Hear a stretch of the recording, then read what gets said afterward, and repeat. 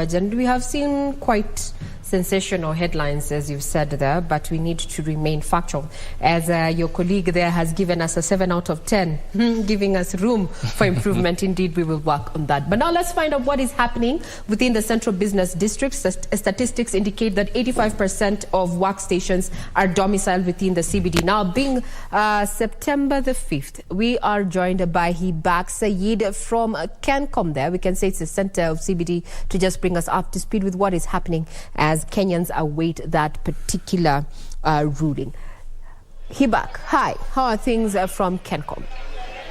Thank you, Regina Manyara. We are at the Central Business District and we're just trying to gauge what exactly is happening, especially here at the capital of Kenya, Nairobi City. We have a few people, a few businessmen, boda riders, who are just trying to get their daily means as we wait for the Supreme Court ruling. A few minutes to 12. If we could just have your opinion, sir, on what exactly you've seen. The Supreme Court is about to give a very important judgment today. Unaona vipi biashara yako imekuwa vipi na umeonaje town iko leo? Let me start by saying that my name is Dudhiman. I'm the CEO of Dudhiman Show, and I'm so much glad and happy to have this opportunity with you guys. God bless you so much for doing an amazing job. Now, let me start by saying that we are okay in town. We are operating, we are doing something so amazing. And to make the matters worse, our border riders here in Besni CBD are doing quite excellent job. I have a good friend of mine who is the national coordinator for border riders here in Nairobi, and we are happy. For it, we are happy. So we are waiting to see. We doesn't know what is going to happen. We doesn't know what Kome is going to say, but we are happy because my brother is your brother. Your sister is my brother. We doesn't want to know the ethnicity. We doesn't want to know where you come from, your sister, your brother. But we live like brothers and sisters. Despite having anything or doesn't have anything, we share the little that we have. So as a border rider who is a journalist by profession, because I've worked with your media or whatever, I'm happy, we are happy. So let me just give a take to my brother and say something. Just to cut you off, Regina, we've been checking around and we've seen that the shops are mostly open. The businesses are functioning quite well. People are conducting their business as they always have. As you can see, we're at CANCOM, and most of the matatus are carrying people just as they always do. People are waiting, yes, for the ruling by the Supreme Court, but people are going about their business here in Nairobi City. If maybe we could have the opinion of a Kenyan, unaonaje kuhusu hii Supreme Court ruling? Unaonaje, nini unatarajia? Okay, kwa majina ni Victor Chiteri from Kibra. Yenye ningependa tu kusema ni those results of the CJ has announced the results. Let us take as normal so that we can continue with our normal work, so that people can continue with their normal business. Thank you. Well, I'm going to have to give it back to you, Regina. We're still going to be traversing Nairobi City, and maybe we'll go to another street within the Central Business District and to just see what exactly happens as the day progresses and as the judgment comes. Back to you in studio, Regina. Thank you, Hibak, for that quick update. I can see, yes, Kenyans quite the, still being Kenyans, trying to make light of the situation, even as it remains, on tenterhooks. We remain on tenterhooks in regard to what we should expect come the next 6 minutes there. And we are live. We have our reporters there on ground, including Serafina Ruby, who is going to be bringing us up to speed with what is happening. Kenyans asked to remain peaceful as we wait the 7-judge bench there to make a ruling in regard to the August presidential petition. What you're seeing on your screen, those are live pictures from Milimani there. We have seen various councils have arrived. We have Kithure Kindiki there, who is part of the Kenya Kwanza legal team. There is Katwa Kigen just crossing your screen there. Further ahead there, we are also having other councils who are either have been representing the respondents or the petitioners there, all looking calm. At the end of the day, we have there has to be peace and justice going forward. We are all brothers and sisters there. Now, I'd want to hand it over, take it back to you, Troy, there. We were talking about the performance and the conduct of the media during the election, and even at at the point where we are right now, focusing on the presidential petition. And from Hibak Said's link there, you can see there's a Kenyan there who has introduced himself as Nduthi man. And what I am actually proud of is that during this particular election, we did not have an issue of, sensation, so to speak, with the Githeri man aspect and such. We did not see this. We kept it to matters of fact. And I would want to say, let's toot our own horn as a media fraternity there. But it was a light moment to try and see that there was a gentleman behind Said Hibak there, calling guys to tell them, hey, you need to watch us. You need to watch us from KBC Channel 1. I'm live. Well, we also want to welcome your feedback. You can get us on Twitter on KBC Channel 1. But before we get to read what you have to say on Twitter and the expectations, we want to take you down to Kibra, where we're joined by my colleague Irene Mchuma Odim to bring us up to speed with how things are looking like in Kibera. Good afternoon.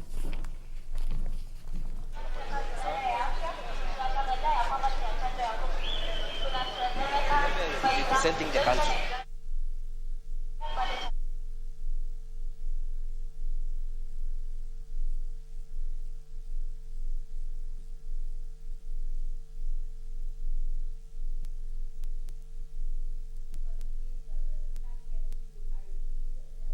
Get the sound corrected. We'll be getting back to you. We are domiciled in various parts of the country just to keep tabs on what is happening as we await the much anticipated verdict on the presidential petition of August 2022 there. Security has been beefed up. A communication was made to Kenyans, especially who are operating within the central business district. Various roads were closed, including Gong Road there at the junction of NHIF there, as well as, some motorists redirected not to use the Haile Selassie Avenue there to just try and keep crowds out of Milimani there, where the 7-judge bench is going to be giving its ruling.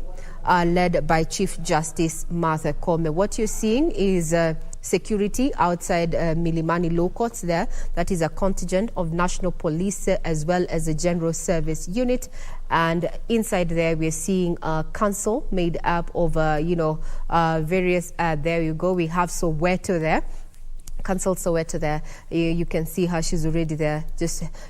I would want to know what's going on through the minds of the lawyers there, both for the petitioner and the various respondents there, who over the last 2 days have exuded confidence that they're going to be carrying their day, or rather their prayers are going to be carrying the day.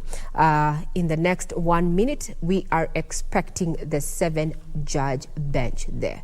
We are seeing Feroz there, Luigi, as engaging Professor Githu Muigai and the legal counsel there, Governor-elect, that is James Orengo. Quite camaraderie there, transpiring between the senior counsels there. So, as we say, it's all in a day. It's all in a day when it comes to matters of litigation, and that there are no permanent enemies. But we asked that Kenyans remain peaceful, and justice, we hope, is going to be served in this particular matter. Yes, that. We cannot be emphasized enough. Look at the pictures on your screen. James Orengo there, and other lawyers who are representing different factions. And they're all seated together, they make fun together, they argue it out, they sweat it out together, and maintain the peace. That is exactly what should be happening, not only in that court, but in the Republic as well. Mm-hmm. Before we crossed over to Irene, we were talking about how despite the fact that he has had some hits and misses in presidential petition, is that he has been able to bolster our democracy in regards to electoral matters. And I would like to pick Shadrach's mind on the same, is despite that Raila has won and lost some of the petitions, he has actually helped the electoral system in the country. That was an interesting read. I was reading from a journalist as well.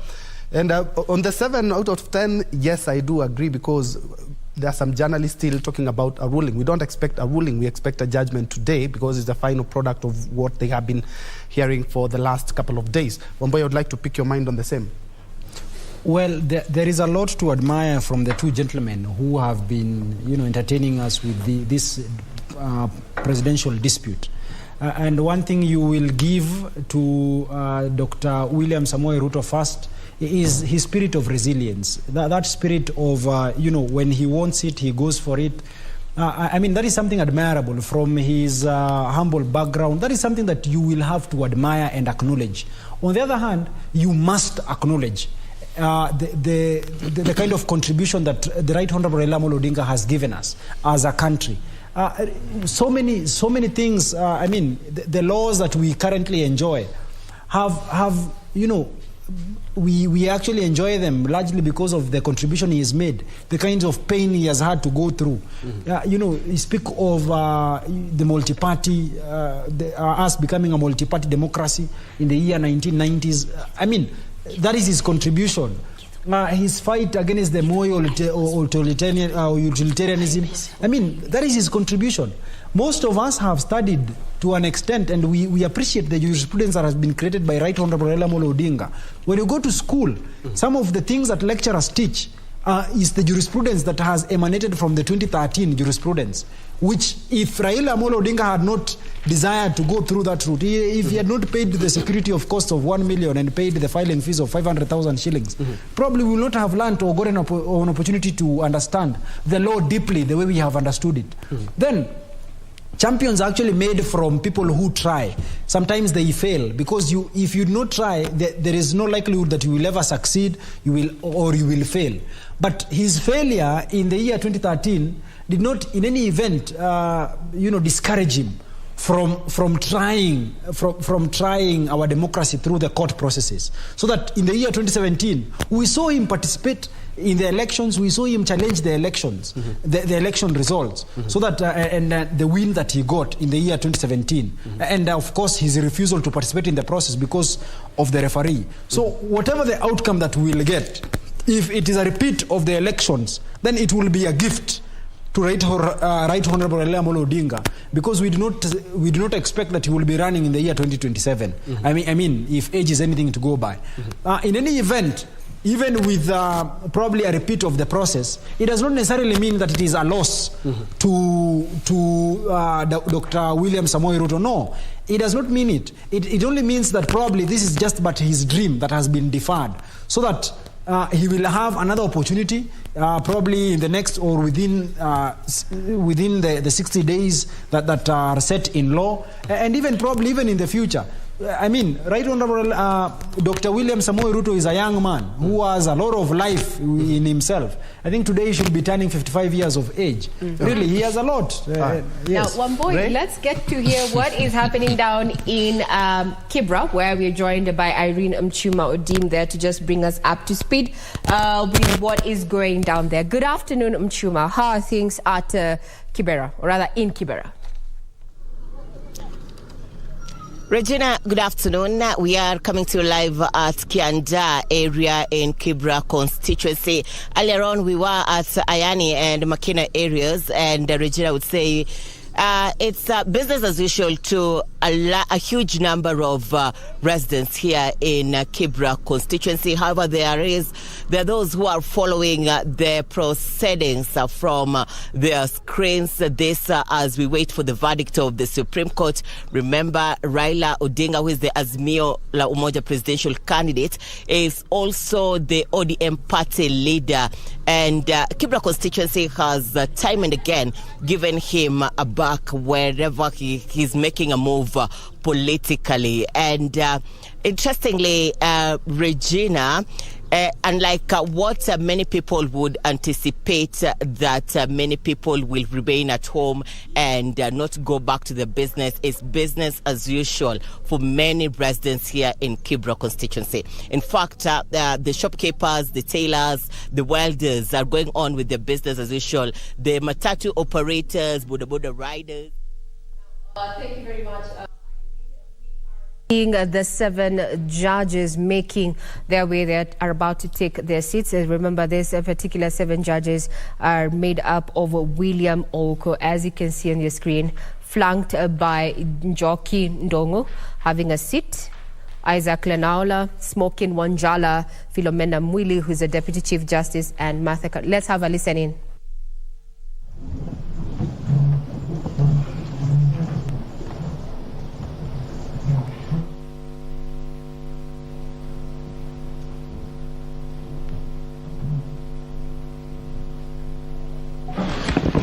Good afternoon and welcome to the Supreme Court of Kenya for the delivery of judgment in presidential election petition number E005 of 2022 as consolidated with E001, E002, E003, E004, E007 and E008 of 2022, Raila Amolo Odinga and 6 others versus William Ruto and 13 others.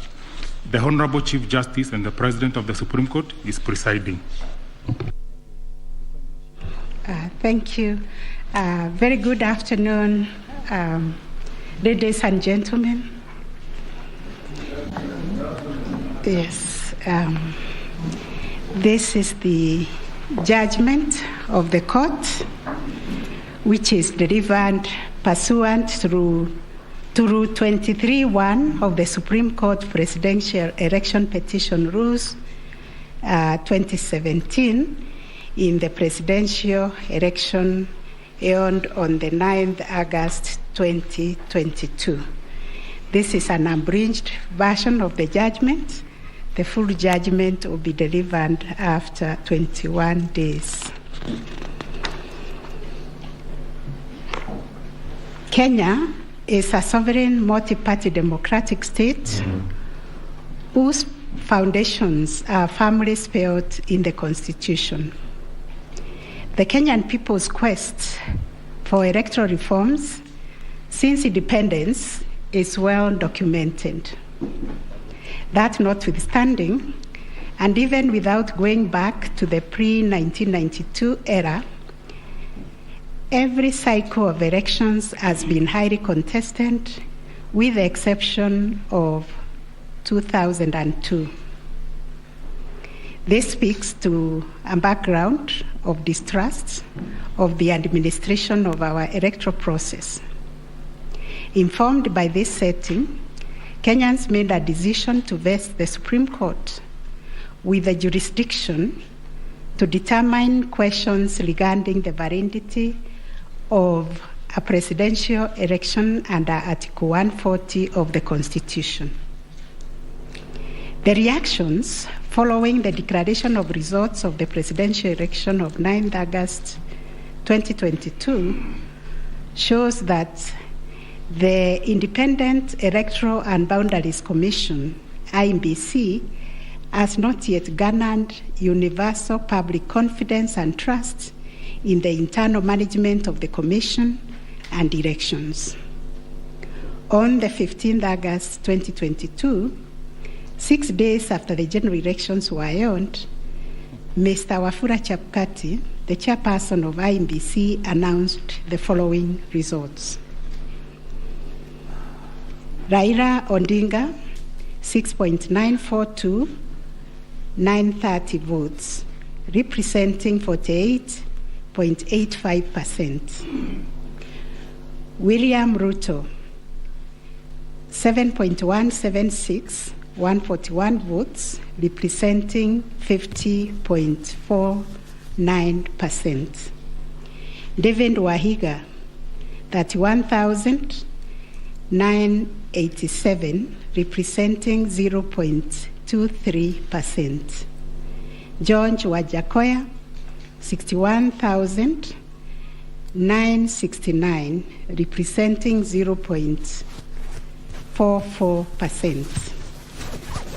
Based on the aforesaid results, the chairperson of IEBC declared William Samoei Ruto the first respondent, the presidential candidate for the United Democratic Alliance Party, as the president-elect.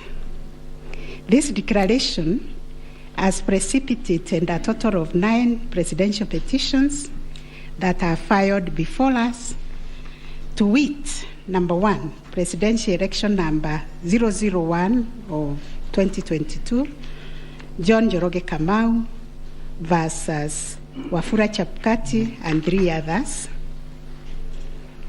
and Raila Amolo Odinga and 7 others named as interested parties. The second petition is presidential election number 002 of 2022, Youth Advocacy Africa and another versus IMBC and 12 others. Third petition, presidential election petition number 003 of 2022, Kerif Khalifa and 3 others versus IMBC and 3 others. Fourth petition, presidential election petition number 4 of 2022, David Kariuki Ngari versus IMBC and 9 others. 5, presidential election petition number 5 of 2022, Raila Amolo Odinga and another versus IMBC. 6, presidential election petition number 6 of 2022 by Moses Kuria and others versus Honorable Raila Amolo Odinga and 4 others named as interested parties. Number 7, presidential election number 007 of 2022, Okia Omtata Okoiti and others versus IMBC and others. Number 8, petition number 008 of 2022, Julia Nyoka Bichege and others versus IMBC and 3 others. And the last one, but not least, petition number 009 of 2022, Ruben Kigame Richete versus IMBC and others. In addition to these petitions, we received a total of 24 interlocutory applications and 1 preliminary objection, which were filed in this court. 2 of the presidential election petitions were struck out. That is petition number 006 and 009 of 2022 for failure to meet the constitutional threshold as set out under Article 140 of the Constitution.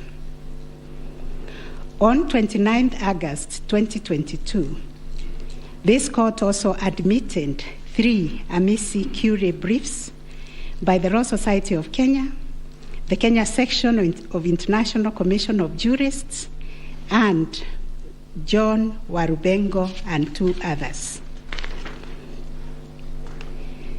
Upon perusing and considering the issues raised in the remaining presidential election petition numbers 001, 002, 003, 004, 005, 007, and 8, the responses and the submissions filed thereto, this court found that all the 7 petitions substantially raised similar issues and sought similar reliefs.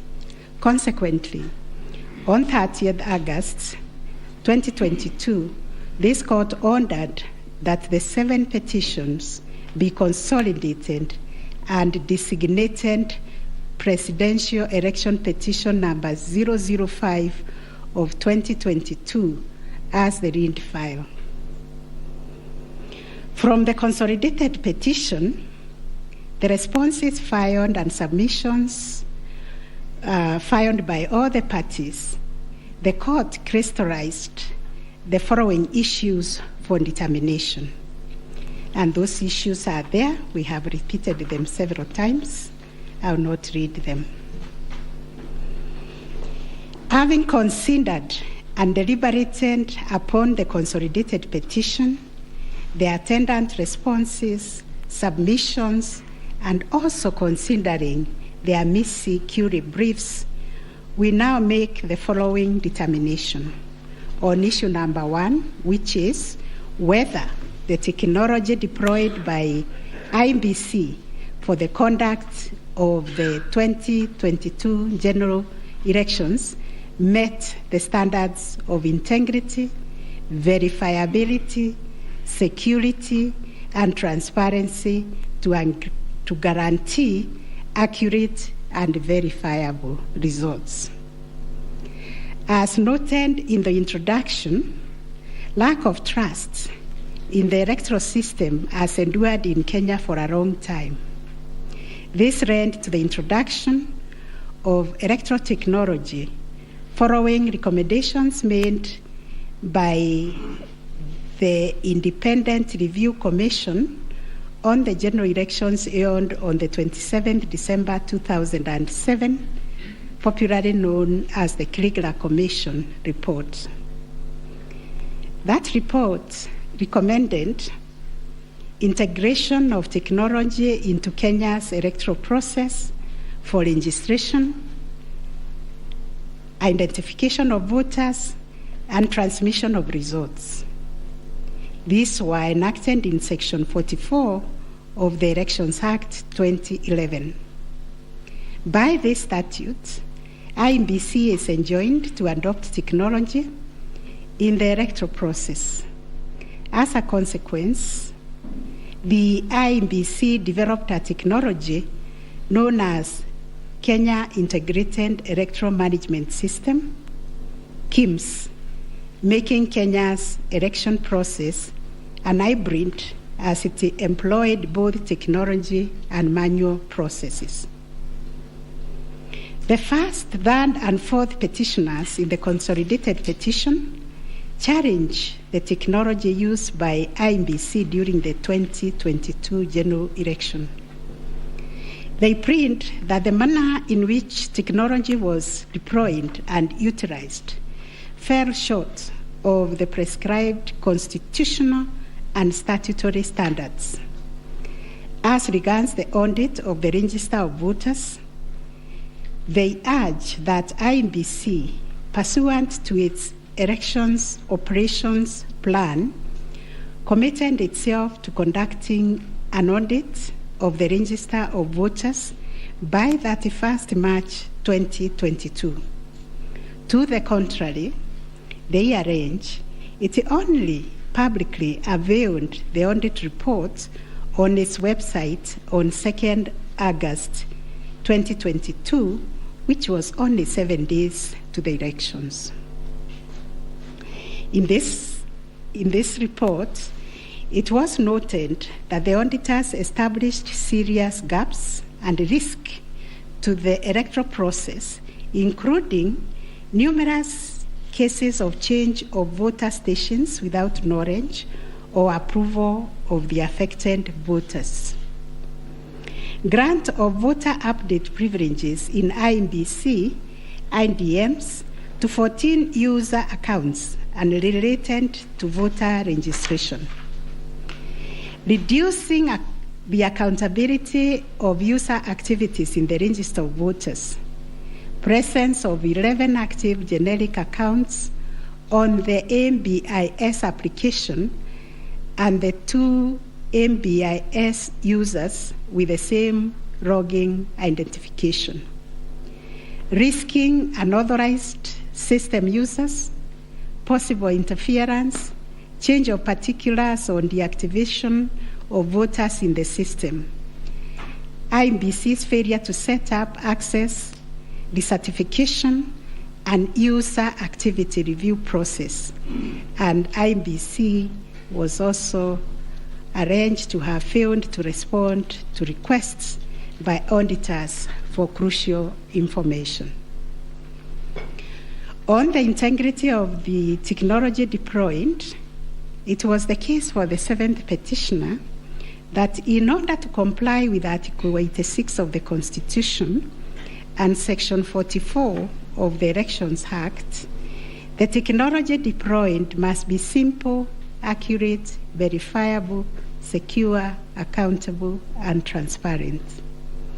On the simplicity of technology, the 7th petitioner contends that the KIMS kit failed the tests as they were not easily usable by ordinary citizens without expert knowledge.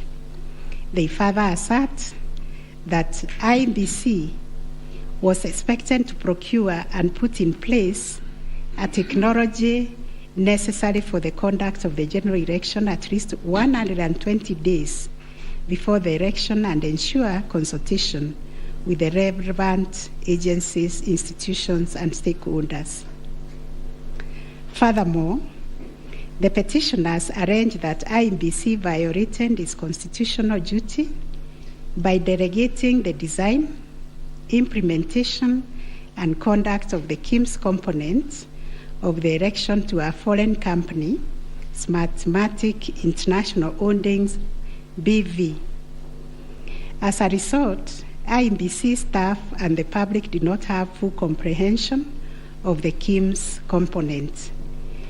They conclude, therefore, that IEBC abdicated and surrendered its role to conduct elections to Smartmatic, and that IEBC vigorously fought any attempt to subject Smartmatic's activities to accountability and transparency, including the safeguards required by Regulations 61, 69, and 75 of the Elections General Regulations 2012.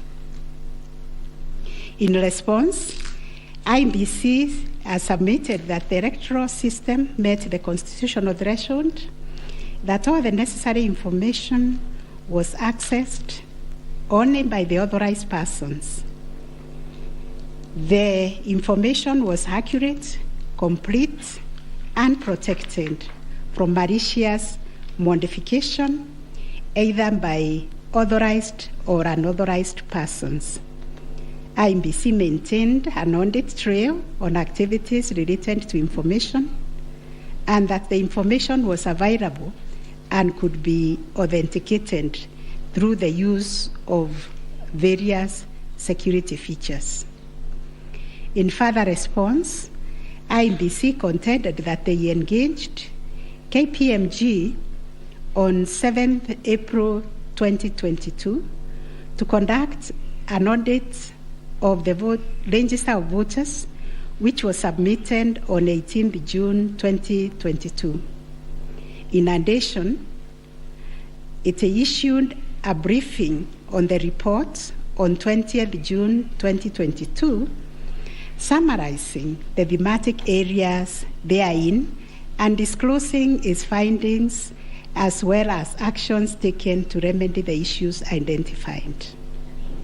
It also conducted its annual audit in compliance with Regulations 11 and 12 of the Election Technology Regulations 2017 and a certification of compliance issued to it on 3rd August 2022.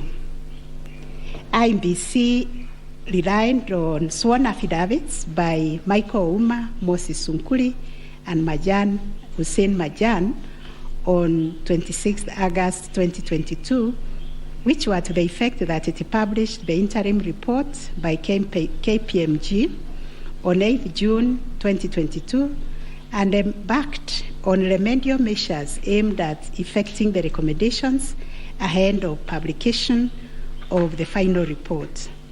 It was ascertained that it could not publish the full final audit report, as doing so would compromise the integrity and security of the electoral technology system, considering the provisions of the Data Protection Act, which imposes a duty to protect the data of Kenyan voters. On the other hand, the first and second respondents urged that even if there was failure of technology, it did not vitiate the result of the presidential election. Upon considering all the pleading submissions and the ICT scrutiny and inspection tallying and recount report, which fully examined the IEBC's result transmission system, RTS, we are not persuaded by the allegation that the technology deployed by IEBC failed the standard of Article 86A of the Constitution on integrity, verifiability, security, and transparency for the following reasons. 1, whereas it is true that the KIMS kit failed in 235 polling stations, 86,889 voters were granted the right to vote manually, and the requisite forms 32A were duly filed. This happened successfully in Kibwezi West constituency and parts of Kakamega County. 2, while the audit report was released to the public 7 days before the 9th August election, the register of voters was used at the election without any apparent anomalies. 3, Smartmatic was procured to provide the necessary technological infrastructure, as IEBC did not have the capacity to do so. No credible evidence meeting the requisite standard of proof of access to the system by unauthorized persons was adduced by the petitioners. The scrutiny report prepared by the registrar of this court did not reveal any security breaches of the IEBC's RTS. IEBC successfully deployed a biometric voter register system which captures unique features of a voter's facial image, fingerprints, and civil data to register and update voter details across the country and also in the diaspora. The BVR captures a voter's facial image, fingerprints, and civil data, which features are unique to each of the voter. In compliance with Section 6A of the Elections Act 2011, IEBC opened the register of voters for verification of biometric data by members of the public for a period of 30 days. Thereafter, the register was revised to address issues arising from the verification exercise. KPMG then audited the register, and we are satisfied that the inconsistencies and inaccuracies identified during the audit were somewhat successfully addressed. The second issue was whether there was interference with the up-loading and transmission of Forms 34A from the polling station to the IEBC public portal. The first petitioner arranged staging that a person who had access to the RTS intercepted, detained, or stored Forms 34A temporarily to convert or manipulate it before uploading it on IEBC's public portal. It is arranged also on 11th August 2022, IEBC dumped over 11,000 Forms 34A on the public portal between 11 to 11:09 hours. To rebut this allegation, IEBC and its chairperson, in their response dated 26th August 2022, denied staging and unauthorized intrusion of the RTS. In that regard, they urged that every image of Form 34A was uploaded immediately after the transmittal of results. The form was received as evidence by the timestamp. Similarly, the first respondent denied these allegations.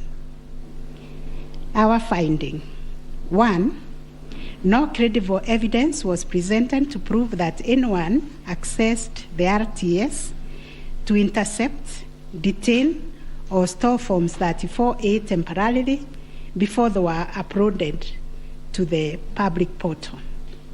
The allegation that 11,000 Forms 34A were affected by staging was similarly not proved.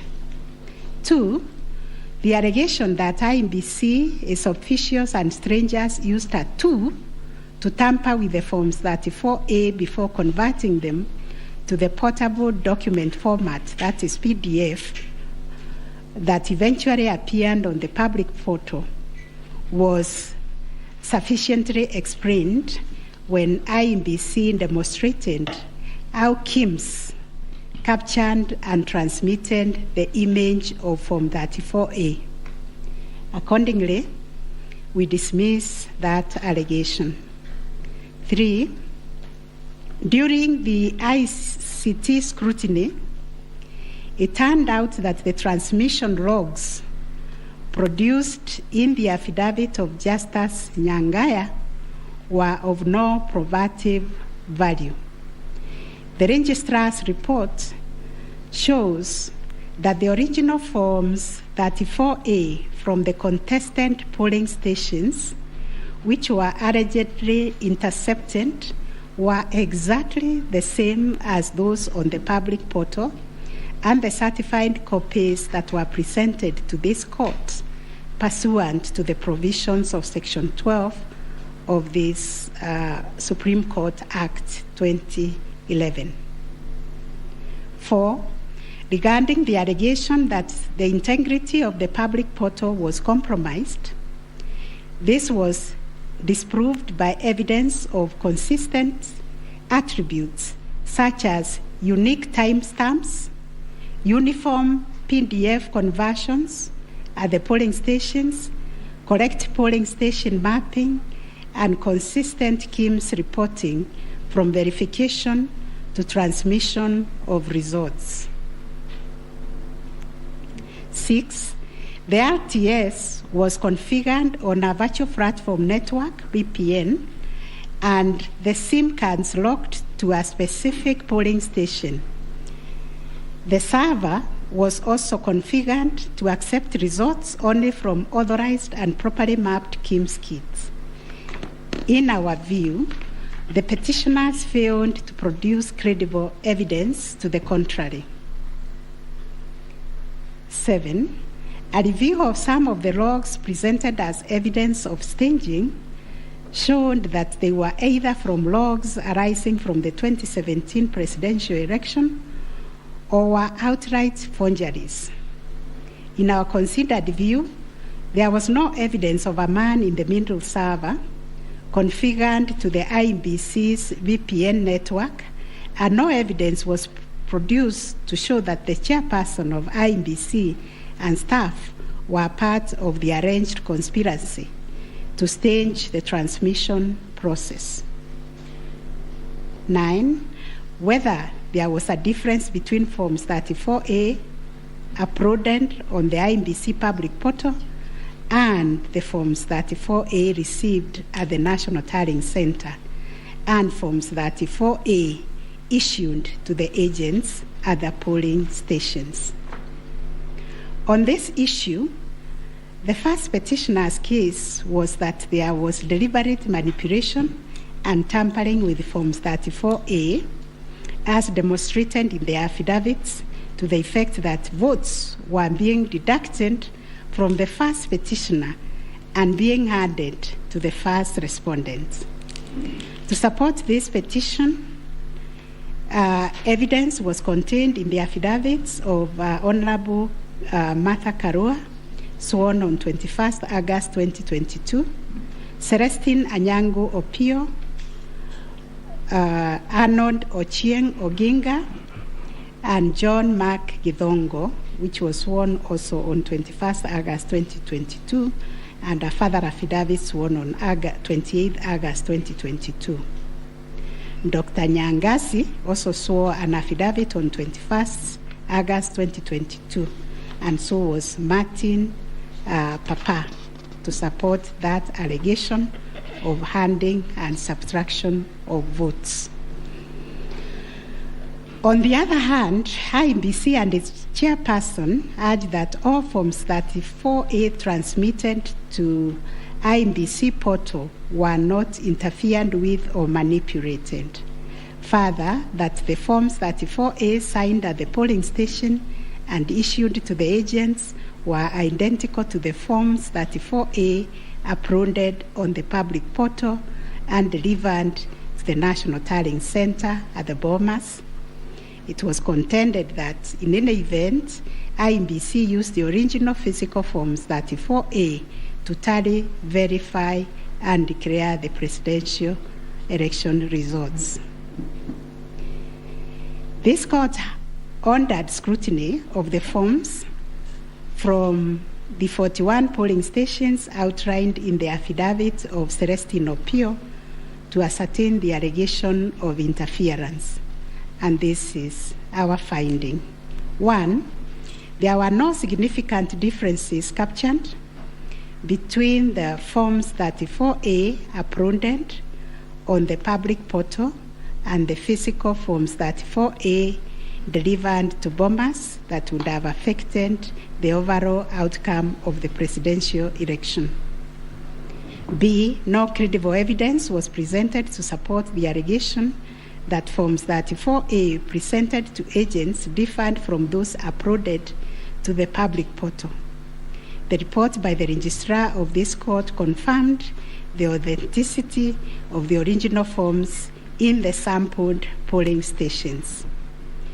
The affidavits of Celestine Opio and Arnold Ochieng Oginga, while containing sensational information, were not credible, as the registrar's report confirmed that all the Forms 34A attached to those affidavits and purportedly given to them by the agents at select polling stations were significantly different from the originals, certified copies, and those on the public portal. The purported evidence of Celestine Opio and Arnold Oginga, sworn in their respective affidavits, are not only inadmissible, but are also unacceptable.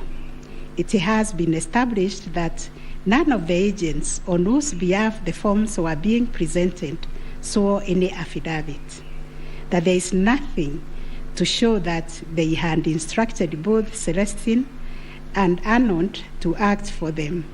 Yet the two have gone ahead to depone on matters that are not within their knowledge. This court cannot countenance this type of conduct on the part of counsel who are officers of the court. Though it is elementary learning, it bears repeating that affidavits filed in court must deal only with facts which an opponent can prove of his own knowledge, and as a general rule, counsel are not permitted to swear affidavits on behalf of their clients in contentious matters like the one before us, because they run the risk of unknowingly swearing to falsehood and may also be liable to cross-examination to prove the matters deponed. We must remind counsel who appear before this court, or indeed before any other court or tribunal, of the provisions of sections 113 and 114 of the Penal Code that swearing to falsehoods is a criminal offense, and 2, that it is an offense to present misleading or fabricated evidence in any judicial proceeding. Section 114 of the Penal Code states, and I quote, "Any person who swears falsely or makes a false affirmation or declaration before any person authorized to administer an oath or a declaration upon a matter of public concern, and at such circumstances that the false swearing or declaration, if committed in a judicial proceeding, would have amounted to perjury, is guilty of a misdemeanor." One of the most serious losses an advocate may ever suffer is the loss of trust by judges for a long time. Such conduct amounts to interference with the proper administration of justice. The contents of the affidavit of John Mark Githongo, which may contain forgeries, are also dismissed for not meeting the evidential threshold. Those averments contain no more than incredible and hearsay evidence. No admissible evidence was presented to prove the allegation that Forms 34A were fraudulently altered by a group situated in Karen under the direction of persons named in the affidavit and video clip attached to it. As a matter of fact, these two affidavits amount to double hearsay and incapable of being proved at each of the rears. We turn to Form 34A for Gacharaigo Primary School, which was sensationally presented by Madam Judy Soweto, advocate, to show that one Jose Camango accessed the RTS and interfered with the result contained therein. This also turned out to be no more than hot air, and we were taken on a wild goose chase that yielded nothing of probative value. The Kim's kit relating to Songonyo Primary School, which bore the same serial number with another, was admitted by IMBC as an inadvertent manufacturer's error. We are also satisfied that the two kits and other identifying features that were markedly different, including the timestamps and polling code, and therefore nothing turns on this anomaly. Therefore, to the question whether there was a difference between Forms 34A uploaded on the IBC public portal and those received at the National Tallying Center and those issued to the candidates' agents at the polling station, we have found none. Issue number 4, on whether the postponement of gubernatorial elections in Kakamega and Mombasa counties, parliamentary elections in Kitui, Rural, Kachiriba, Rongai and Pokot South constituencies, and electoral ones in Nyaki West, in North Imenti constituency, and Kwanjenga in Embakasi South constituency, resulted in voter suppression to the detriment of the petitioners, and especially in petition number 5 of 2022. It is common knowledge that IMBC postponed elections for various seats during the general elections of 9th August 2022 due to mix-up of ballot papers in the above-named electoral units. It is the combined case of the first and second petitioners that, in terms of Articles 136, 2A, 177(1), and 181, as read with Article 1 of the Constitution, the chairperson of IMBC had no jurisdiction to postpone elections in those areas. That Section 55B of the Elections Act is inconsistent with the Constitution and therefore void to the extent that it purports to donate to IMBC power to postpone elections in the constituency, county, or ward, contrary to the Constitution, and the postponement undermined the conduct of free, fair, credible elections by depriving the voters an opportunity to vote for all the candidates on the dates stipulated by the Constitution. The petitioners further contend that the postponement of elections and the overall effect of suppressing voter turnout in the electoral units in question, which was prejudicial to him. Both the first and third petitioners also believe that elections were deliberately postponed in Kakamega and Mombasa counties. It was arranged that these areas are considered to be first petitioner strongholds, and as such, the postponement of elections worked to his disadvantage and handed that benefit to the second respondent. These assertions were denied by IEBC and its chairperson.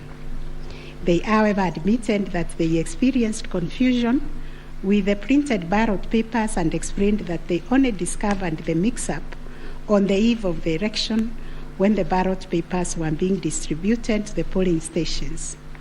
That as a practice, ballot papers can only be opened on the eve of the election day to avoid any mischief, and that by the time the mix-up was discovered, it was logistically impossible to print and replace the ballot papers in time for the elections.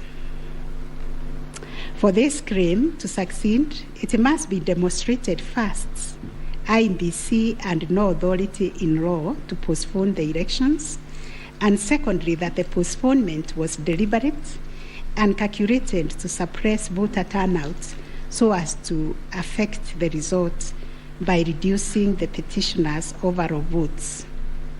We've looked at the provisions of Section 55B of the Elections Act, which provides for circumstances when elections can be postponed in a particular electoral unit, including in cases of emergency. We are therefore satisfied that on the basis of the foregoing provision, the third respondent and the requisite power to postpone election in the constituencies, counties, and wards in question. Concerning the allegation of voter suppression, we note that voter suppression is generally recognized as a political strategy which takes many forms, but whose practical effect is ultimately to reduce voting by deliberately discouraging or preventing targeted groups of people from exercising their right to vote and thereby to influence the outcome of an election. It therefore goes against the letter and the spirit of Article 38, which guarantees every citizen the right to make political choices based on universal suffrage. As regards this allegation, it has not been shown that by postponing elections in the named electoral units, IEBC acted in bad faith or was influenced by irrelevant factors and considerations. From the explanation tendered, we are satisfied that the postponement was occasioned by a genuine mistake, which in our view could have been avoided and the members and staff of IEBC been more diligent when they went to inspect the templates in Athens, Greece, where the printing of ballot papers was undertaken. In the absence of any empirical data, we cannot find a basis upon which to conclude, as a matter of fact or evidence, that the postponement affected voter turnout, as a consequence of which the first petitioner alone, as a presidential candidate, suffered disadvantage. At any rate, the nature of the ballot being an individual decision and secret, there may be other factors to which the turnout in the named units can be attributed. From the evidence on record, however, it appears to us that 2022 general election recorded one of the lowest turnouts since the introduction of multi-party political system some 30 years ago. If there was a low voter turnout, it affected all the 6 categories of candidates, and its explanation, in our view, lies elsewhere, but certainly not a calculated suppression. On the other hand, in rebuttal to these claims, IEBC illustrated with examples to our satisfaction that there was no nexus between the postponement of elections and voter turnout in the affected units, far from the fact that this claim was undoubtedly just another red herring. It has nothing to do with the question under review, and accordingly we reject it and hold that there is no proof that the postponement resulted in voter suppression to the detriment of the first to the detriment of the first petitioner. Whether there were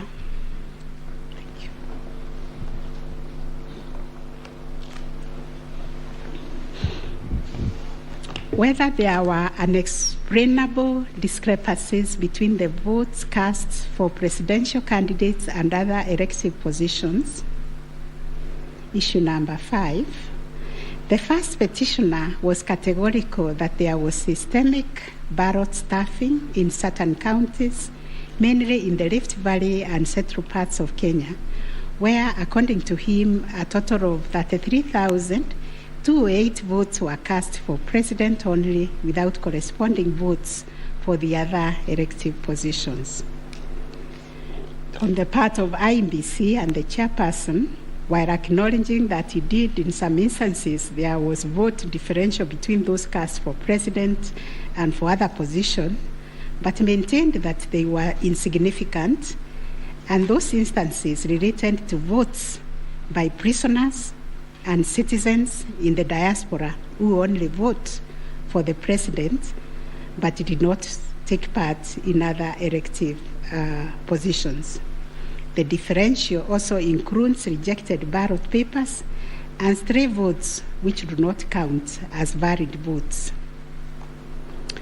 The well-established principle that the person who asserts a fact must prove it casts the burden upon the first petitioner to demonstrate that there were instances of ballot stuffing of such a magnitude as to justify the nullification of the presidential election.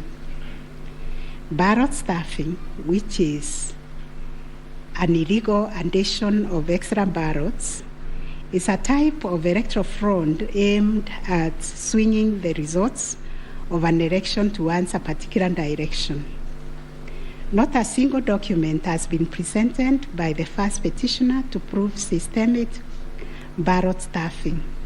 A figure of 33,208 votes relied on in this claim is based on unproven hypothesis that since the number of votes cast for the president is higher than those for other positions, then, without more, it must follow that there was fraud.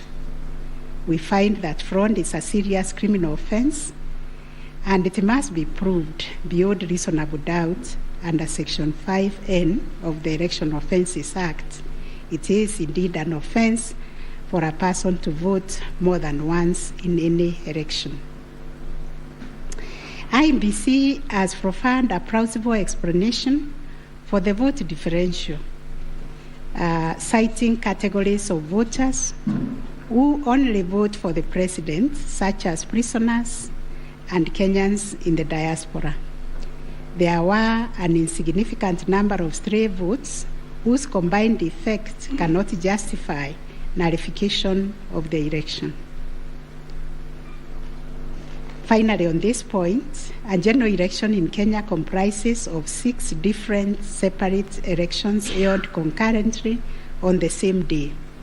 Such elections are held by secret ballots, and one cannot predetermine the voter turnout or how voters will vote in each election. None of the parties has flagged anything so significant that it would have affected the outcome of the presidential election vis-a-vis the other 5 elections held on the same day. We find, therefore, there were no unexplainable discrepancies between the votes cast for the presidential candidates and other elective positions. On issue number 6, whether IEBC carried out the verification, tallying, and declaration of results in accordance with Article 138, 3C, and 138.10 of the Constitution. This issue arises from the printings in all the petitions as consolidated. Based on the said printings, the affidavits sworn in support thereof, and the written and oral submissions by parties, two viewpoints regarding the meaning, scope, and application of Article 138, 3C, and 10 of the Constitution have been advanced.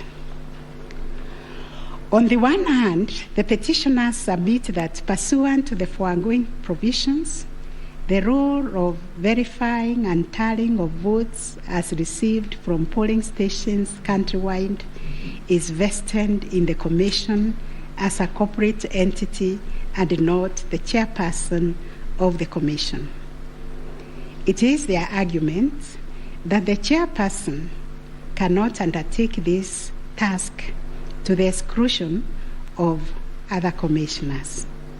They submit that the language of Article 138(3)(c) does not envisage a situation where the chairperson can arrogate to himself unfettered authority to verify and tally the results at the National Tallying Center without involving the other commissioners. Such action, they contend, would not only be unconstitutional, but would be sufficient ground without more to nullify an election of a president-elect. In support of their argument, the petitioners cite the Court of Appeal decision in INBC versus Mainakiai and 5 others as affirmed by this court in the case of Raila 2017.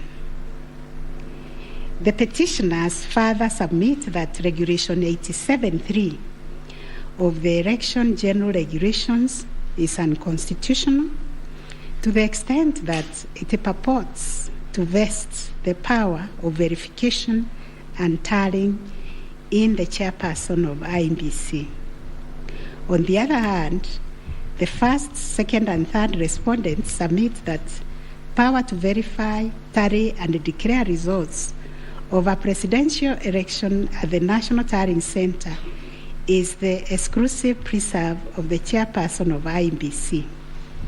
According to them, there is nothing unconstitutional about Regulation 87(3) of the Elections General Regulations.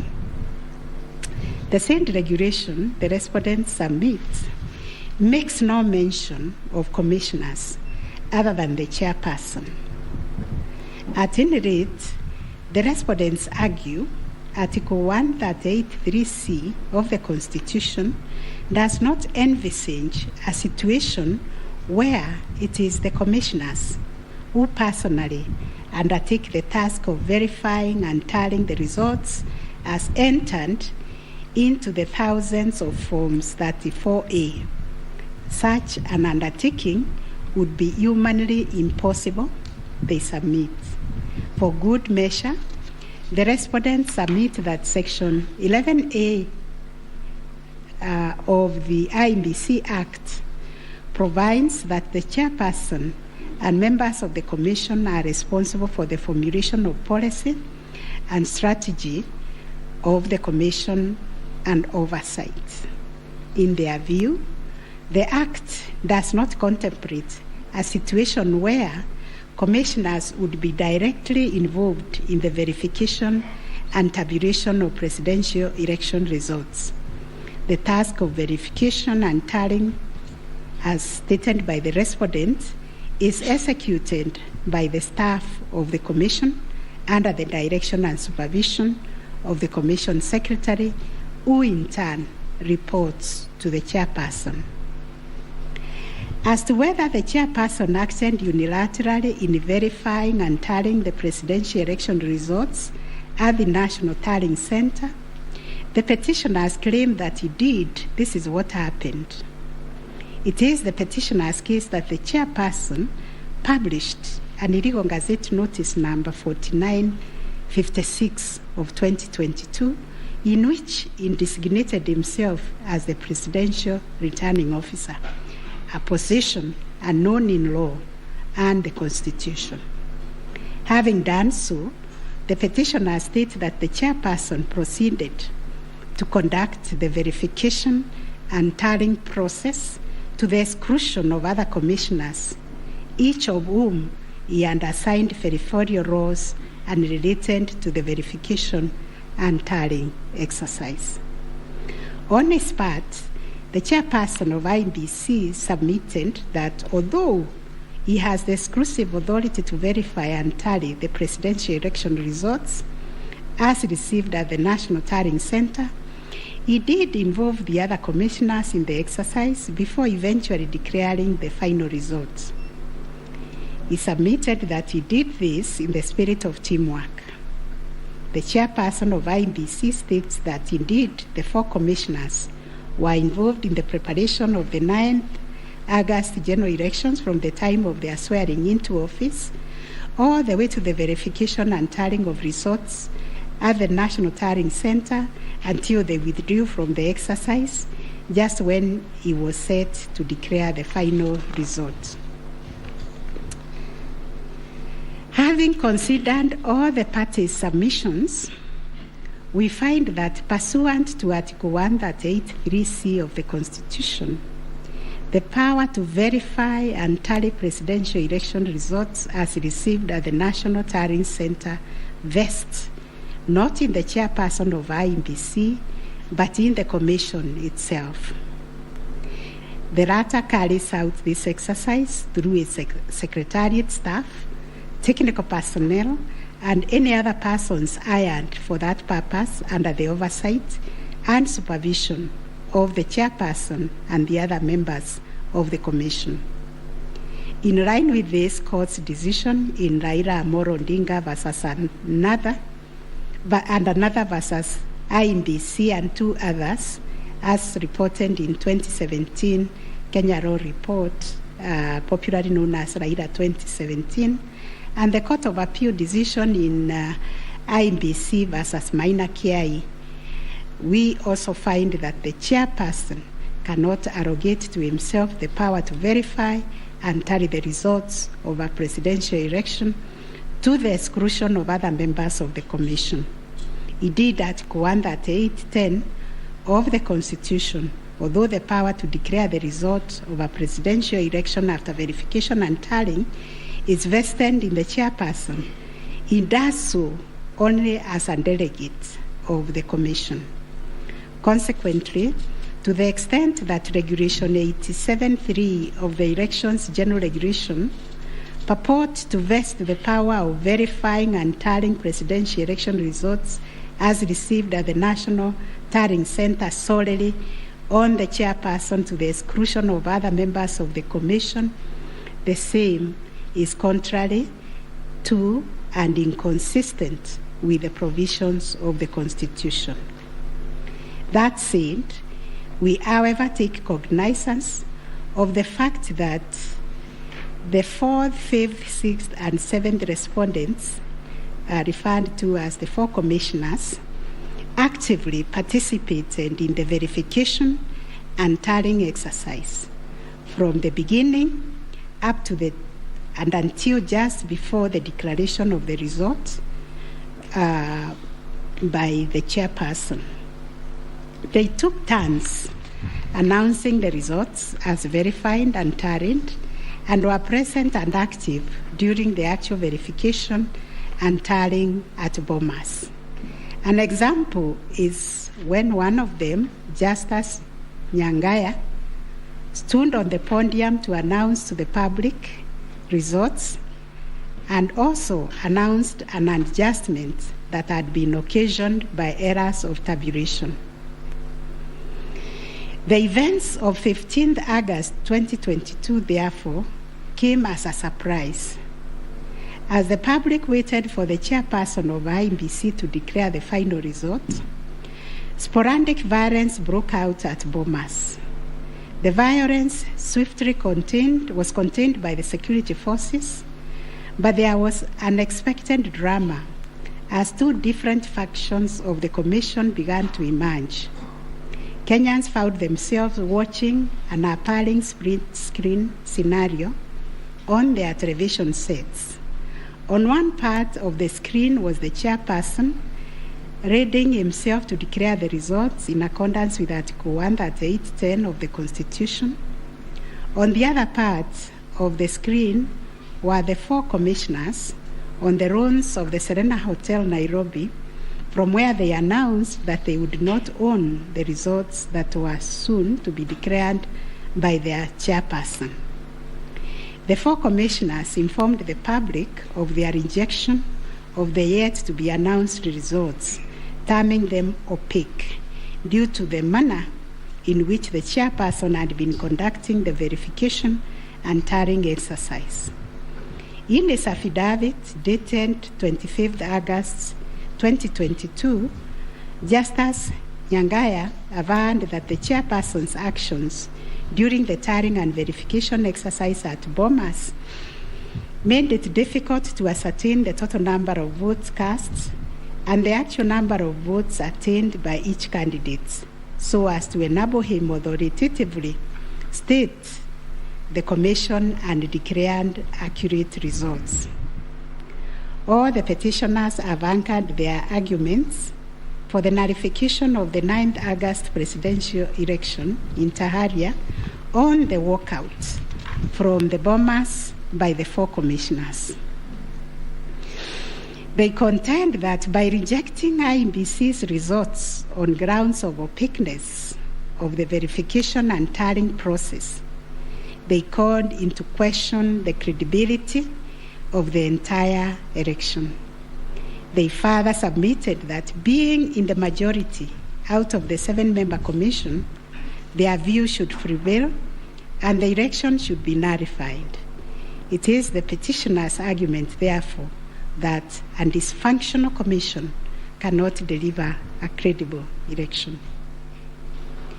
We note that apart from their 11th hour denunciation of the verification and tallying process and their averments regarding the conduct of the chairperson, the 4 commissioners have not placed before this court any information or documents showing that the elections were either compromised or that the result would have substantially differed from that declared by the chairperson. Critically, they have not explained why they participated in a verification process when they knew that it was opaque up until the last minute. Indeed, at the Serena Hotel press briefing, the 4 commissioners acknowledged that thus far the entire election had been managed efficiently and credibly. The chairperson on his part did not make matters any better by maintaining a stoic silence, even as things appeared to be falling apart. All this, in our view, points to a serious malaise in the governance of an institution entrusted with one of the monumental tasks of midwifing our democracy, an institution that obviously needs far-reaching reforms, of which we shall say more in our detailed reasons. But are we to nullify an election on the basis of a last-minute boardroom rapture, the details of which remain scanty and contradictory between the chairperson of the commission and some of its members? In the absence of any evidence of violation of the Constitution and our electoral laws, how can we upset an election in which the people are participating without hindrance, as they made their political choices pursuant to Article 38 of the Constitution? To do this would be tantamount to subjecting the sovereign will of the Kenyan people to the quorum antics of IEBC. This we cannot do. Clearly, the current dysfunctionality at the Commission impugns the state of its corporate governance, but does not affect the conduct of the 2022 election. In view of the foregoing, we are satisfied that notwithstanding the divisions apparent between the chairperson and the 4 commissioners, IEBC carried out the verification, tallying, and declaration of results in accordance with Article 138(3)(c) and 10 of the Constitution. Issue number 7, whether the declared President-elect attained 50+1 of all the votes cast in accordance with Article 138 of the Constitution.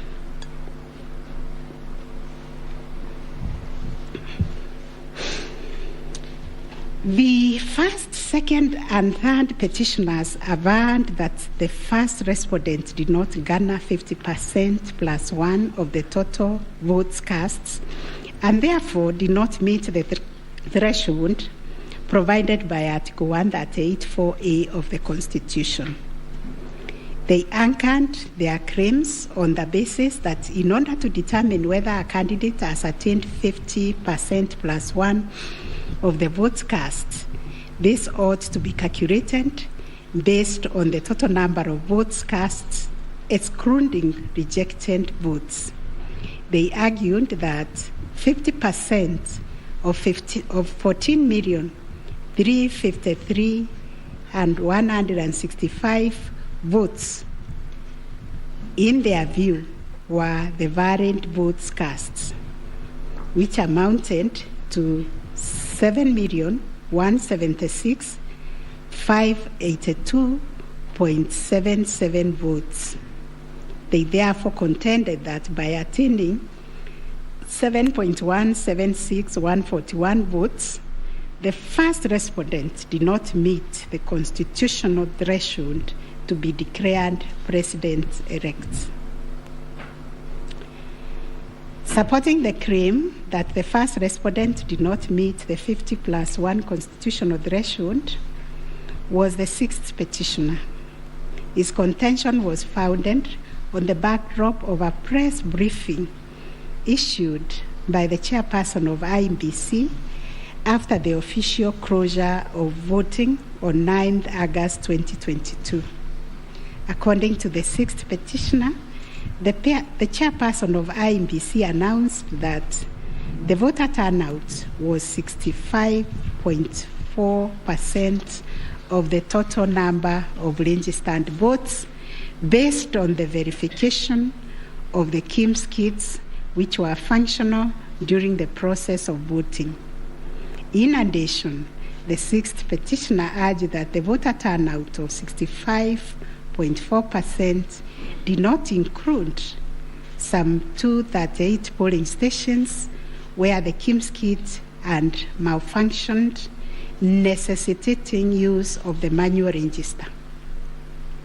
It was therefore urged that the minimum number of votes cast could not be less than 14,466,779.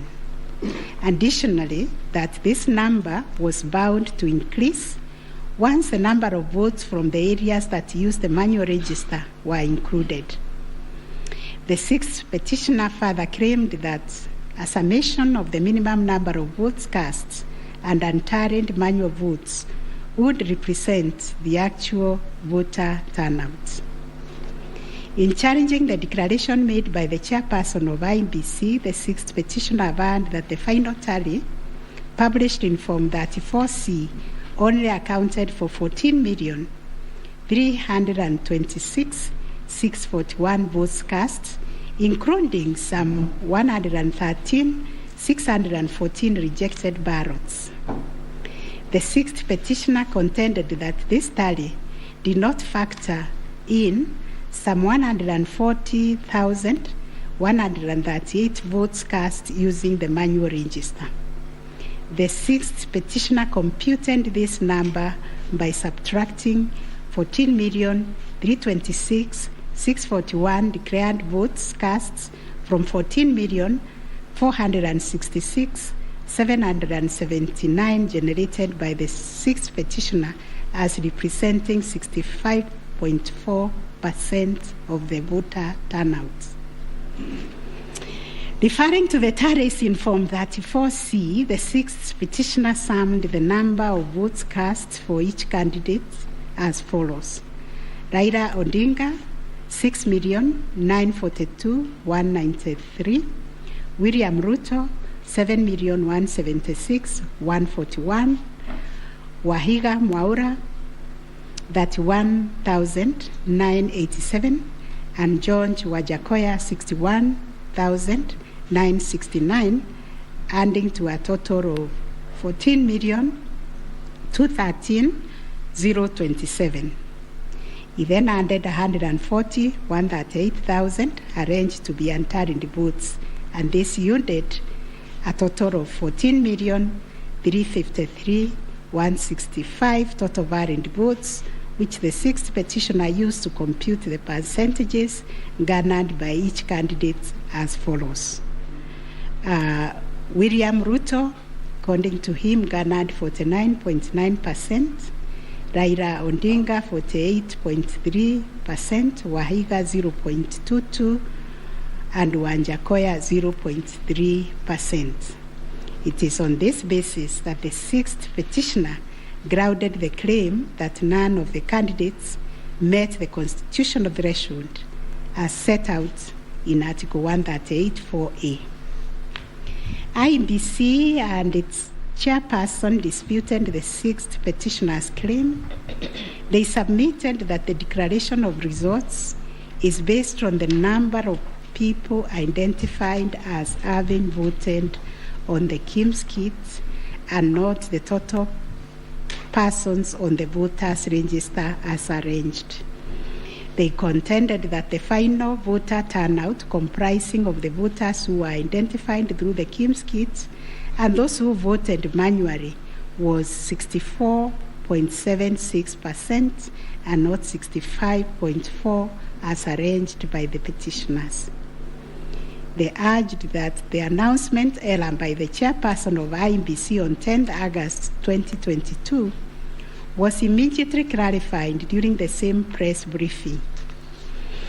And evidence of this correction was provided to this court in an affidavit of the first and second respondents in Presidential Election Petition number 7 of 2022. According to IEBC and the chairperson, 14,239,862 voters were identified using the KIMS kits, while 86,889 voters were identified using the printed voter register. Therefore, the total valid votes cast were 14,213,137, while the total number of rejected ballots were 113,614, constituting 14,326,751 total votes cast. They illustrated that the first respondent garnered 7.176141 votes against 14,213,137 total valid votes cast, yielding a percentage of 50.49 to meet the requisite constitutional threshold for a candidate to be declared president-elect. In the upshot, the percentage attained by each candidate was as follows: Raila Odinga 48.84%, William Ruto 50.48%, Waiga Mwaure 0.22%, and George Wanjakoya 0.43%. IEBC and its chairperson also submitted that the KIMS kits malfunctioned in 235 polling stations, necessitating the use of the printed voter register. In these polling stations, backup KIMS kits were later deployed for purposes of results transmission. The first respondent, in response to the question of 50+1 constitutional threshold, maintained that he attained the threshold under Article 138(4) of the Constitution as elaborated by the IEBC and the chairperson. This court has considered the differing formulas and threshold arguments presented by various parties to this petition. While the first, second, and third petitioners raised pertinent questions connected to this issue, we shall address them together with those of the sixth petitioner, who has addressed and focused on the issue as specifically framed in detail. It must be restated that the case made by the sixth petitioners concerns a data-specific threshold as enunciated under Article 138(4) of the Constitution, that without attainment of which there can be no declaration. This data-specific threshold is what this court declared in John Arun Mwau and 2 others versus IBC and others. Petitions numbers 2 and 4 of 2017, Consolidated, referred to as the ultimate yardstick for determining the winner in a presidential context. In Raila Odinga and 5 others versus IBC, petition number 5, 3 and 4 of 2013, this court asserted that rejected ballot papers do not constitute a vote cast to be included in calculating the final tally in favor of a presidential candidate. We are not persuaded by amicus curiae's brief, that is Law Society, who attempted to persuade us to consider our position on this finding. We reiterate that rejected votes cannot be taken into account when calculating whether a presidential candidate attained 50% plus 1 of the votes cast in accordance with Article 138(4) of the Constitution. Similarly, in the same Raila 2013 case, the court further laid down the parameters of burden and standard of proof in electoral disputes. More specifically, the burden and standard of proof required in disputes challenging the outcome of a presidential election. And this is what the court said, I quote, in the case of data-specific electoral requirements such as those specified in Article 138(4) of the Constitution, for an outright win in the presidential election, the party bearing the legal burden of proof must discharge it beyond any reasonable doubt. The question that follows was whether the petitioners challenging the attainment of 50% plus 1 constitutional threshold and the computation by the 6th petitioner in general met the standard of proof settled by this court in Raila 2013 case. The premise of the 6th petitioner's percentage computation was a press briefing made by the chairperson of IBC on 10th August 2022, when the evidential burden shifted to IBC and its chairperson, as it does in election cases. They produced video evidence correcting the percentage voter turnout to read 64.6 at the time of the briefing. This percentage, however, did not include reports from all the Kim's kits and 86,889 voters who were identified manually using the printed register of voters. In our view, the assertion by the 6th petitioner that the percentage voter turnout was firstly predicated on the uncorrected percentage given by the chairperson of IBC was negated by evidence adduced to prove the correction. Secondly, the 6th petitioner based his percentage of voter turnout on the total number of registered voters, while the chairperson of IBC made reference in the press briefing to the number of registered voters who were identified through the Kim's kits progressively. The 6th petitioner also asserted that rounding off of votes cast in a presidential election as a means of assessing the threshold under Article 138(4) of the Constitution kills and bars voters, which is illegal and unconstitutional. We have deliberated on this proposition and found that it is not mathematically sound and that the rounding off done by IBC and the chairperson was correct. Consequently, we find that the petitioners did not provide a watertight case to warrant the setting aside of the results of the presidential election on the basis of not having met the threshold provided under Article 138(4)(a) of the Constitution. On the voter turnout, therefore, we find that the formula predicated on the number of voters identified through KIMS kits progressively and used by IEBC and the chairperson to generate a percentage of 64.76% was correct. Having settled the issue of voter turnout, we must ask ourselves whether in the making of the declaration, the chairperson of IEBC applied the formula in Article 138(4) of the Constitution, which is total votes cast less rejected votes divided by 2 must always give 50% plus 1 vote.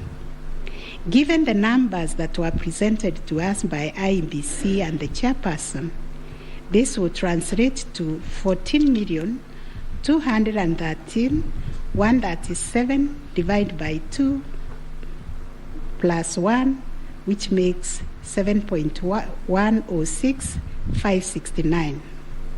The question that must inevitably follow is whether this formula, when applied, will confirm that 7,106,569 votes is less than 7.176,141, which represents the number of votes received by the first respondent. We find that it is, as such, on the basis of the foregoing formula and from the numbers provided by IEBC and the chairperson and the declaration by the chairperson of the president-elect on 15th August 2022, it is our finding that the declared president-elect attained 50% plus 1 of all the votes cast in accordance with Article 138(4) of the Constitution.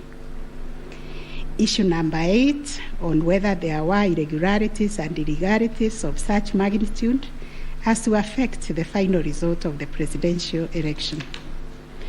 Although the petitioners have provided numerous averments pointing to possible irregularities and illegalities marked by failure of technology, arranged voter suppression, printing and utilization of Book 2 of 2, EU preparation by the IEBC and its chairperson, commission indiscretions, transposition anomalies, agent absence, and many others, we are of the view that the pointed illegalities and irregularities were not of such magnitude as to affect the final result of the presidential election. We will delve deeper into the details of this issue in our recent judgments. Last issue, what reliefs and orders can the court grant? Under Article 163(3) of the Constitution, it is provided that the Supreme Court will have A, exclusive original jurisdiction to hear and determine disputes relating to the election of the office of the President arising under Article 140. And Article 140 provides, I quote, a person may file a petition in the Supreme Court to challenge the election of the President-elect within 7 days after the date of the declaration of the results of the presidential election.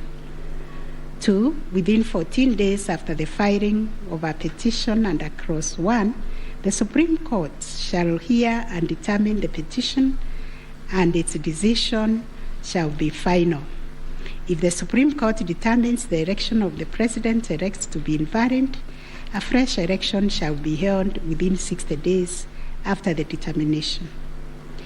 In exercising its jurisdiction pursuant to these provisions, the court sits as an election court with a mandate to determine the validity or otherwise of the election of the President-elect. It is clear to us that the jurisdiction of the court is quite circumscribed in terms of the orders or reliefs it can grant following the hearing and determination of the election petition under Article 140 of the Constitution. In the event the court determines that the election of the president-elect is invalid, it must make an order nullifying the election. Consequently, it has also to make an order directing IEBC to hold a fresh election within 60 days after the determination. Should the court determine that the election of the president-elect is valid, it shall issue a declaration to that effect. The court has then, as a matter of course, to make an order dismissing the petition with or without cost, as the case may be. In the strict sense, therefore, these are the only orders that the court may make under the Constitution. The court cannot assume jurisdiction that goes beyond the purview of Articles 163(3) and 140 of the Constitution. However, nothing stops the court from issuing orders or reliefs by way of recommendations. Indeed, since 2013, this court has issued many recommendations arising from the determination of 3 petitions challenging the election of the president-elect. The recommendations are meant to improve our electoral landscape and hence aid in the development of our democracy. In this regard, this court has been greatly aided by the contributions also of the amici curiae, and the court places a heavy premium on those briefs that were filed and those which were admitted. The final orders made by the courts. This is a unanimous decision of the court, and we make the following orders. 1, the presidential election petition number E005 of 2022 as consolidated with the presidential election petition numbers E001, 2, 3, 4, 7, and 8 of 2022 are hereby dismissed. As a consequence, we declare the election of the first respondent as president-elect to be valid under Article 143 of the Constitution. This being a matter cutting across the public interest, we order that each party do bear their own costs. It is so ordered.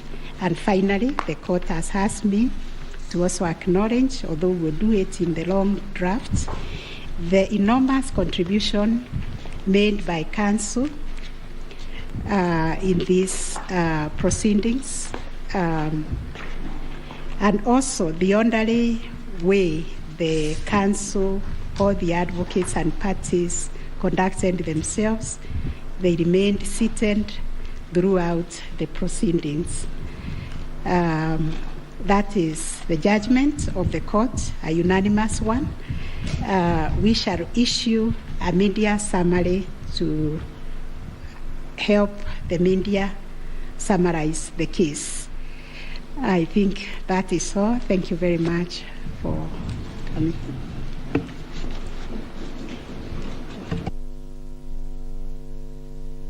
My Lady, Madam Chief Justice, and the learned judges of this court, again, I am requested by my colleagues to thank you most profusely for your labors into delivering this judgment, listening to all of us, and giving our nation this judgment so that we may move forward. Thank you, and God bless you. It may please the court. It is not true that I asked the Attorney General Emeritus to talk on our behalf. Next time you should talk to me. Let me similarly, on behalf of the lawyers for the counsel for the first and second petitioner, thank the court, and it has been a journey, worthwhile journey, sitting through these proceedings, and we thank the court for your patience and for the delivery of this judgment within the time stipulated. We thank you.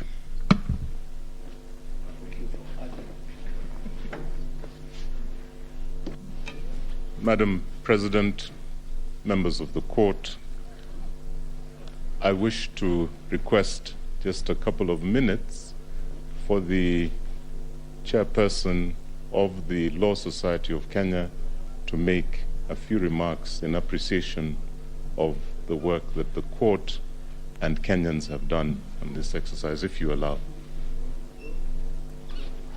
Thank you. I call upon Mr. Eric Theuri to come and make his remarks. It is also his birthday. I would have sung happy birthday for him.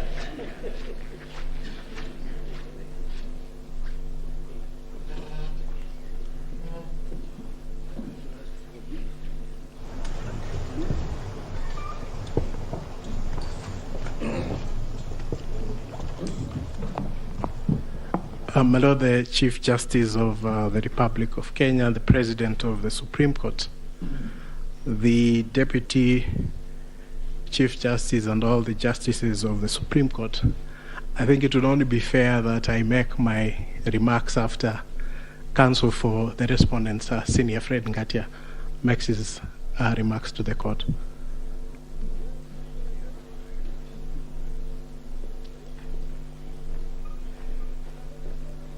Madam Chief Justice, thank you very much. It's so kind for the President to acknowledge that age goes before youth. Mine is to thank the court, to thank my learned friends for the effort we all expended. We thank this court for clarifying certain issues, and we look forward to a less corrosive 2027. Thank you very much.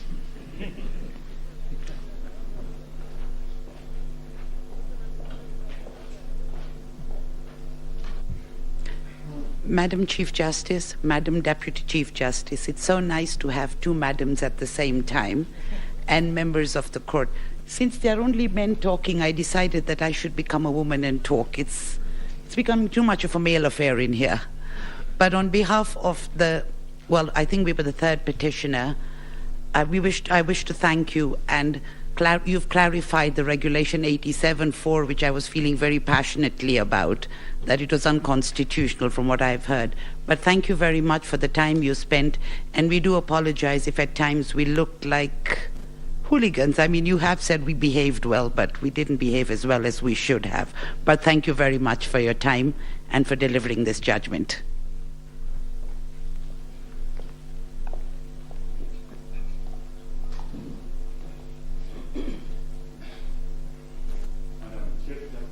Madam Chief Justice, Madam Deputy Chief Justice, members of the court, I, on behalf of Attorney General, take this opportunity to thank you most sincerely for a great job done and for the courage to clearly define the limits of the law, which will help us empower IBC on the way forward, and hope that this might be the last of the petitions after elections once we carry out a proper elections based on your guidelines. Thank you.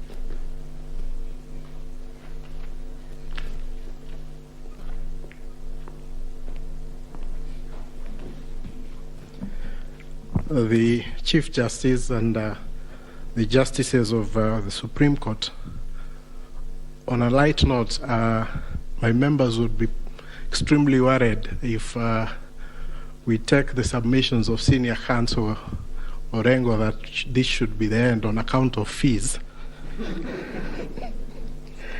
But Baleli, the Chief Justice, on behalf of the Law Society and all the members of the society, we wish to, first of all, take this opportunity to thank the court in the manner in which it has conducted these proceedings, extremely efficient, especially in light of the really short and strict timelines that you've had.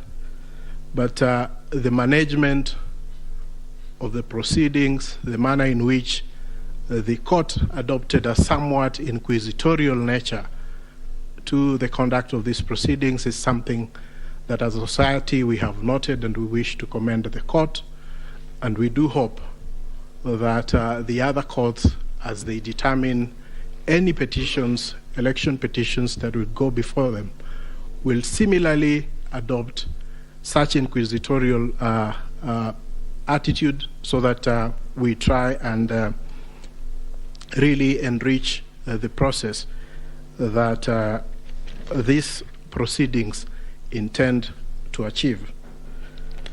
Secondly, I wish to also thank the Council, all the advocates who have appeared before you.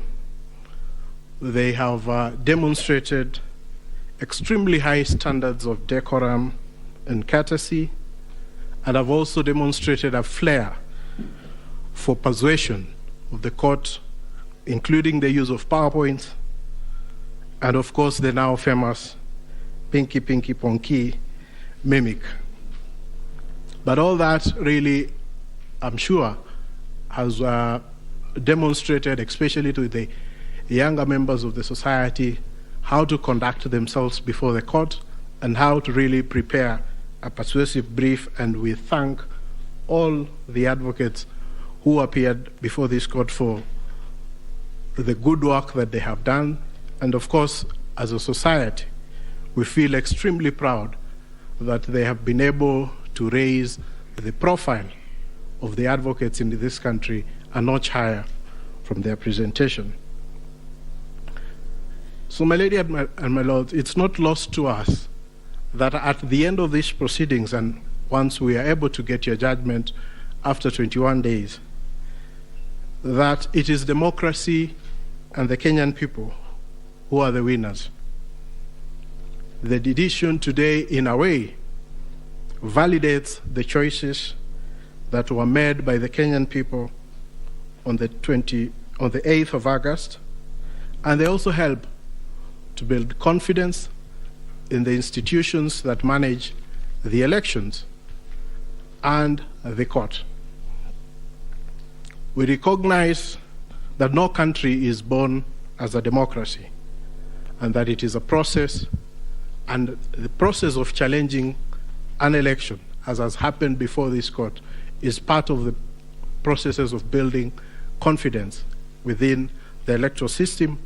And we thank all the petitioners for choosing to challenge the results before this court. But at the end of the day, Kenya stands tall as a beacon of democracy, and we are very grateful that we've had this opportunity also as a law society to appear before the court and to give an amicus brief which the court has had time to consider. So we thank you and we wish you a good day. I know it has been a long 14 days, but you can rest, and we'll be looking forward to the decision that you deliver within 21 days. Thank you so much, my lady and justices of the Supreme Court.